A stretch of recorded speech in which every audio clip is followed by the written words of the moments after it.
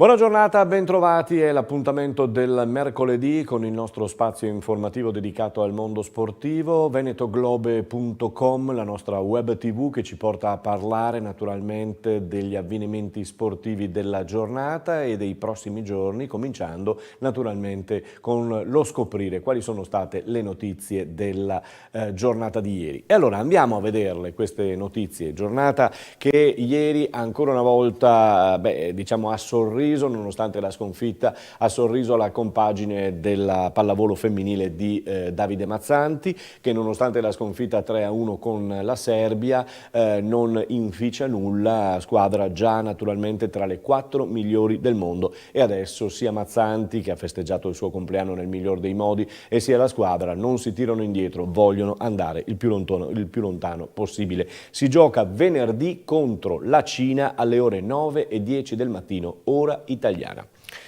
Oggi vertice al CONI per l'Olimpiade Milano-Cortina 2026. Malagò incontrerà i sindaci Sala e Ghedina, rispettivamente appunto di Milano e di Cortina, i governatori Zaia e Fontana, e cominceranno a vedere insieme i dossier per i futuri programmi da stendere.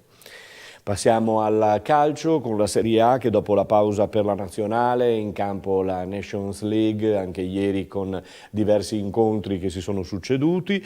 Dopo la pausa per la nazionale, vi dicevo, si ritorna in campo in questo weekend con Roma-Spal, Juventus-Genoa e Udinese-Napoli su tutti, ma c'è anche il derbissimo tra Inter e Milan.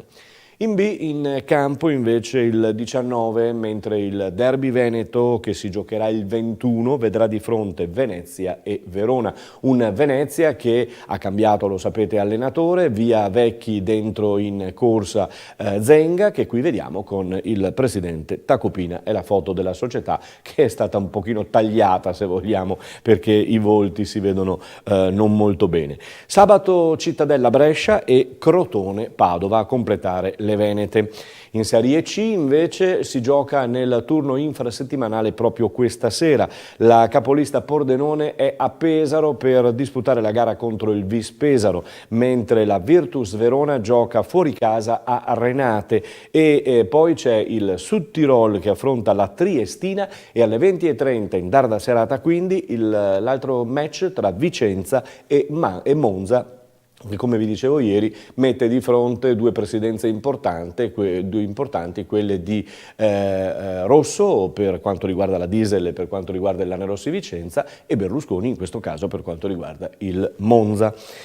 Lasciamo i campionati di un certo peso e entriamo nei nostri campionati, quelli che seguiamo più da vicino, in particolar modo il campionato di eccellenza. Nel girone B, domani vi cominceremo già a dare la prossima giornata, che sarà la settima giornata, mentre la notizia è quella del cambio del tecnico in quel di Treviso. Via Graziano, che la società e il presidente Visentin ha ringraziato e salutato, e dentro Lele Pasa. Eccolo qui Lele Pasa, che aveva destato scalpore in fine estate, quando non aveva rinnovato con il San Donà di Piave. Lui c'era anche rimasto piuttosto male, adesso rientra nel calcio che conta con una buona squadra, con una bella squadra, questo Treviso, soprattutto per quanto riguarda il valore intrinseco dei trevigiani. Vedremo quello che combinerà Lele Pasa, che già da domenica guiderà i biancocelesti, e attenzione, salirà a Farra di Soligo contro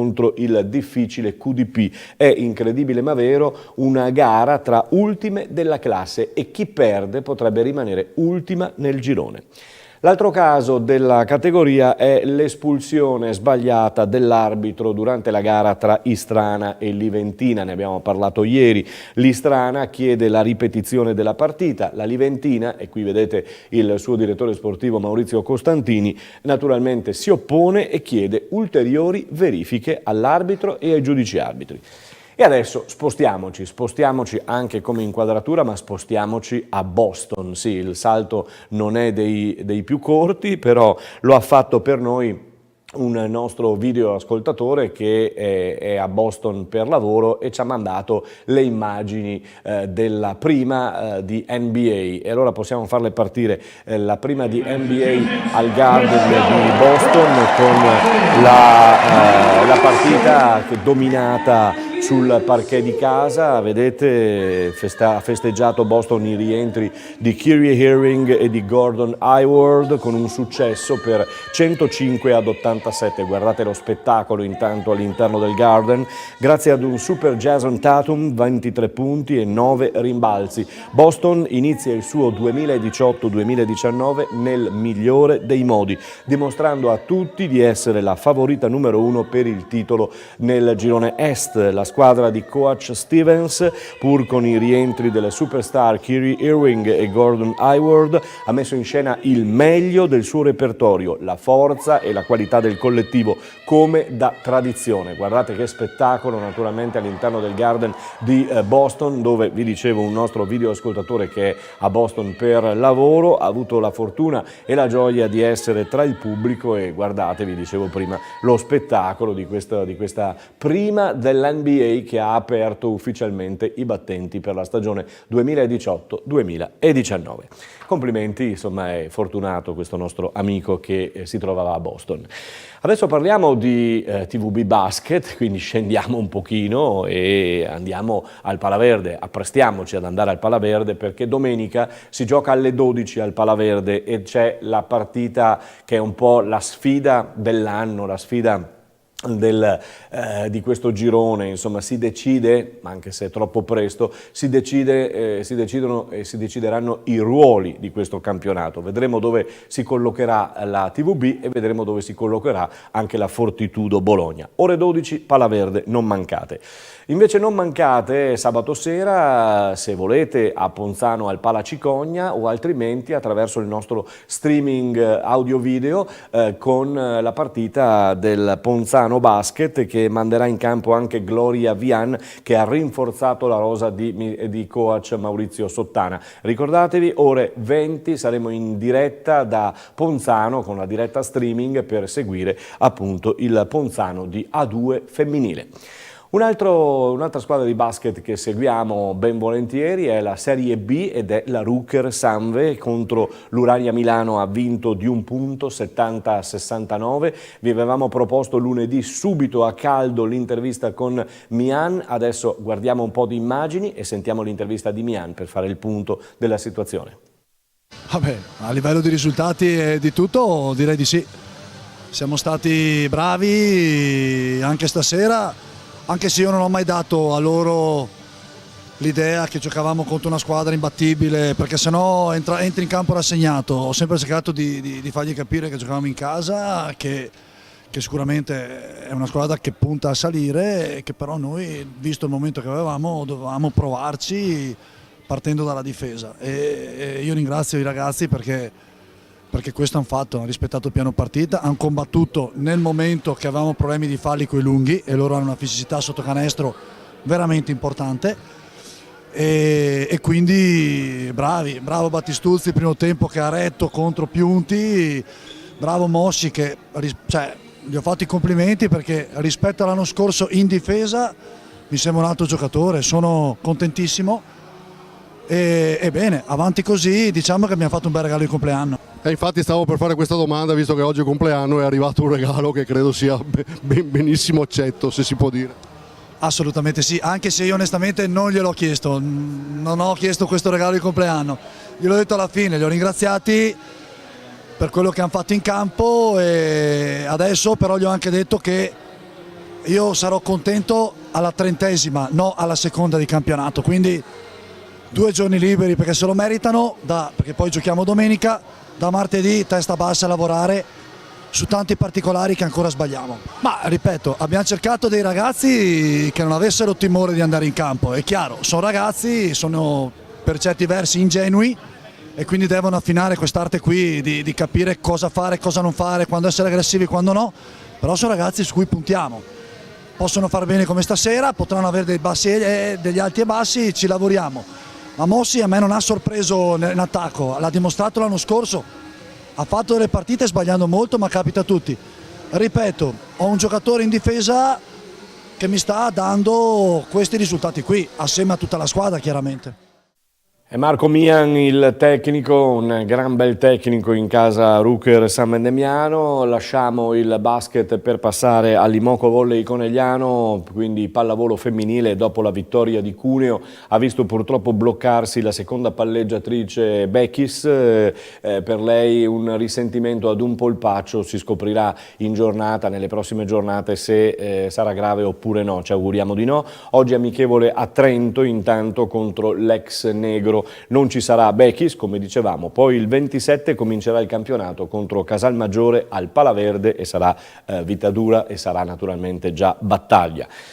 Parliamo di Benetton, parliamo di rugby, si pensa già alla prossima gara, sarà ancora una gara di challenge, di coppa e sarà ancora contro una francese. Dopo Grenoble, massacrata per 40-14, ora tocca ad Agen e allora andiamo a sentire che cosa ne pensa di questa gara, ma anche come è stata la gara con Grenoble da parte di Edoardo Gori. Eccolo. Alla Ghirada il nostro consueto punto per studiare, vedere appunto questo Benetton. Facciamo un'analisi subito della partita che avete vinto contro Grenoble. Sicuramente una partita importante, era prima di Coppa, per cui era importante iniziare bene davanti al nostro pubblico. Penso sia stato un bello spettacolo perché insomma, abbiamo vinto di 40 punti a 14, per cui sicuramente un bello spettacolo per tutti e noi sì, ci siamo divertiti molto. Ecco, questo divertimento su cui volevamo sottolineare, sembra proprio che vi divertiate e si diverte anche il pubblico in questo caso. Sì, penso proprio di sì, tutte le partite che abbiamo fatto in casa sono state bellissime partite, è bello essere in questo gruppo, è bello sia durante gli allenamenti che durante le partite, c'è confidenza, c'è voglia di fare, per cui divertimento sicuramente è una delle parole importanti per questo gruppo e penso che lo stiamo mettendo sia in campo che fuori. Ecco, dentro il campo, dentro lo spogliatoio, come si sta vivendo invece questo momento? Sicuramente è un momento importante, da un anno e mezzo circa che stiamo vivendo un bel periodo perché tutti hanno voglia di giocare, tutti hanno voglia di fare, tutti hanno voglia di essere presenti per questa squadra e si vede, il gruppo è buono, il gruppo è omogeneo e ci stiamo facendo una bella famiglia, diciamo. Andiamo un po' sul personale, dopo un periodo non molto felice, adesso stai rigiocando, hai trovato continuità, come sta andando? Sì, sicuramente è stata molto dura perché mi sono strappato a febbraio, sono fermo fuori dal campo per 7 mesi, per cui insomma un infortunio molto lungo e è stato difficile in questo periodo, però piano piano mi sto rimettendo in forma e mi sento sempre meglio. È importante fare sempre minuti per metterli sulle gambe, per prendere confidenza e sono contento di essere in campo, di essere stato in campo in queste partite. Sicuramente spero di avere più possibilità. Dovrai essere al 100% perché il tuo ruolo è un ruolo ricco di personaggi e ricco di giocatori che vogliono giocare. Vogliamo tutti giocare. Credo che sia questa positività, questo divertimento viene anche dal fatto che in tutti i ruoli c'è tanta competitività. Nel mio sicuramente ce n'è tanta, di Duvenaghi, il ragazzo sudafricano nuovo che è arrivato, insomma avete visto tutti, è un ottimo giocatore, Tito, Bronzo, tutti ottimi giocatori, per cui è importante avere tanta competizione, è importante perché fa crescere l'individuo, fa crescere la squadra e sì, a volte magari non giochi e ti girano un po', come si dice, però sai che è nel bene della squadra e fa crescere tutti. Parliamo del prossimo turno, ancora Coppa, ancora Challenge, salite ad Agen, come sarà? Sarà una partita dura, le francesi in casa sono sempre molto ostiche, sono squadre molto fisiche e come dicevamo insomma, non hanno voglia di fare brutte figure in casa, per cui sarà tosta. Noi andiamo con lo spirito di imporci, di imporre il nostro gioco, di mettere ritmo e di metterli in difficoltà, per cui sarà sicuramente una bellissima partita da vedere. E ci auguriamo naturalmente che sia e sarà una bella partita questa contro Agen in Francia e allora andremo a scoprirlo insieme a voi, magari raccontandocela la prossima settimana. Da uno sport fisico come il rugby ad un altro fisico che è l'hockey su ghiaccio, no? In particolar modo andiamo ad Asiago, andiamo all'Odegaard di Asiago dove si è giocato Asiago Rittener Buam sabato 13 e allora andiamo anche a sentire sul ghiaccio le interviste a Davide Conci dell'Asiago e Simon Kostner del Return Buam. Durissima con loro sempre, il pronostico era in teoria più largo e invece hanno tirato fino alla fine. Come sempre sembra magari dal primo tempo che eravamo sul 2-0 una partita facile, ma con Renon si sa che buoni italiani e una bella squadra anche quest'anno. Pareva che dovesse andare diversamente, nel senso c'era portiere con delle statistiche difficili, invece si sono difesi molto bene. Noi forse qualche penalità di troppo? Ogni partita ha la sua storia e anche le statistiche contano sì e no, e abbiamo visto, hanno fatto una gran partita e ce l'hanno fatta sudare fino alla fine. Alla fine di questa partita con voi è sempre durissima, i pronostici erano più larghi, invece avete giocato molto bene e siamo arrivati fino alla fine. Sì, certo che venire ad Asiago vuoi sempre dare il massimo e vuoi sempre battere l'Asiago, anche un po' una rivincita della finale dell'anno scorso. Loro hanno iniziato veramente forte, oggi noi quasi non sapevamo neanche dove eravamo finiti, però siamo riusciti a ritornare in partita e alla fine mancava poco. Sì. Ci dicono un campionato con una partenza un po' difficile per voi, ma da quello che si è visto stasera invece ci siete come?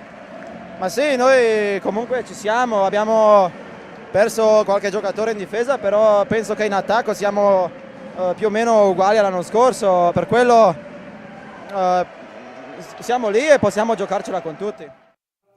Squadra del Trentino di Renon, Asiago ha vinto appunto la gara e quindi spettacolo all'Odegar di Asiago sull'altopiano vicentino. Aria tersa, cielo sereno, temperature estive, una giornata splendida che ha accompagnato la 2 giorni della 100 miglia sulla strada del Prosecco Superiore 2018, svoltasi venerdì e sabato scorsi. Ad organizzarla dalla strada del Prosecco e Consorzio Tutela Vino Conegliano Valdobbiadene.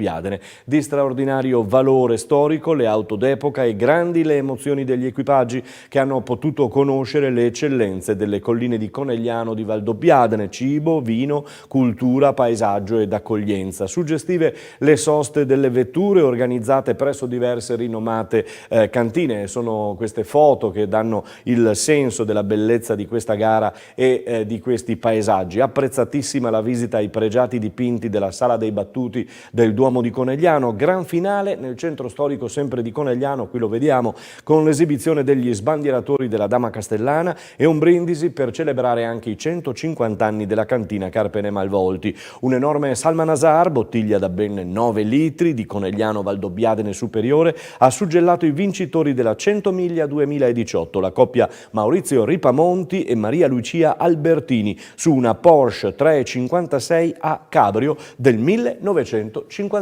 Complimenti. E chiudiamo, sì, è l'ultima notizia, chiudiamo qui, ci risentiamo domani, altri appuntamenti, altre notizie, altri reportage, altre interviste, insomma siamo con voi, ci potete trovare e vedere anche sul nostro sito www.venetoglobe.com, modalità on demand, scaricate tutto quello che volete, lo rivedete con calma a casa vostra. A tutti voi, buona serata.